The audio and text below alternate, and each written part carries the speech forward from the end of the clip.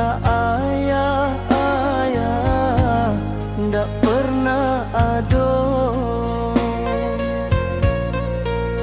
kata tiado meski piti sari minan di saku nan pitih balanjo anak dia gia juo.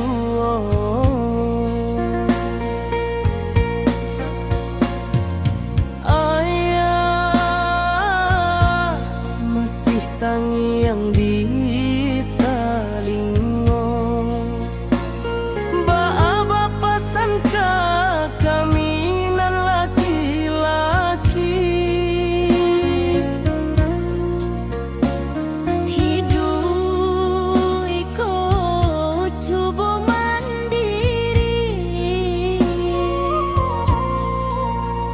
jangan banyak meminta kadung sana.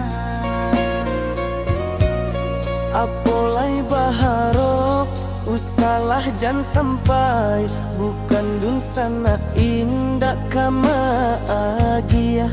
Apolai sampili kariang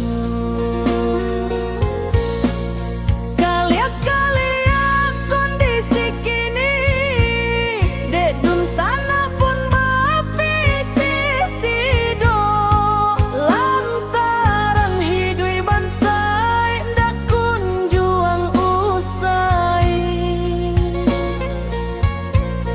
Bukannya lah ange raso talingo, bumi batun bajawe lah pane badangkang. Bukan karena sabab hujan ndak ado turun, tapi dek pinjam basalang nan babungo. Baaka kita berdoa kalau itu nan Allah basera di kampung kita. Kita menunggu bencana bariku ikninyo.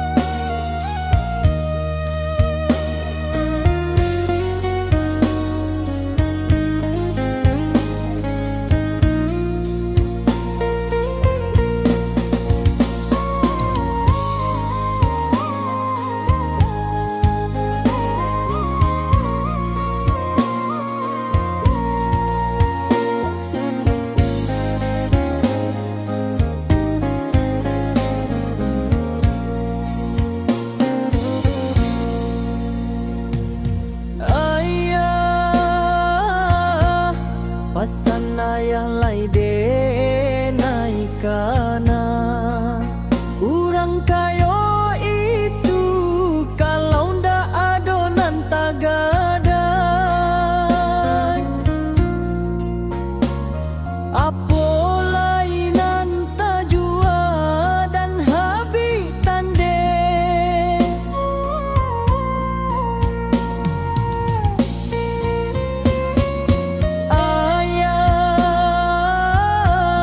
doa pinto jo tarimo kasih lah dari ketek diri kami diajar.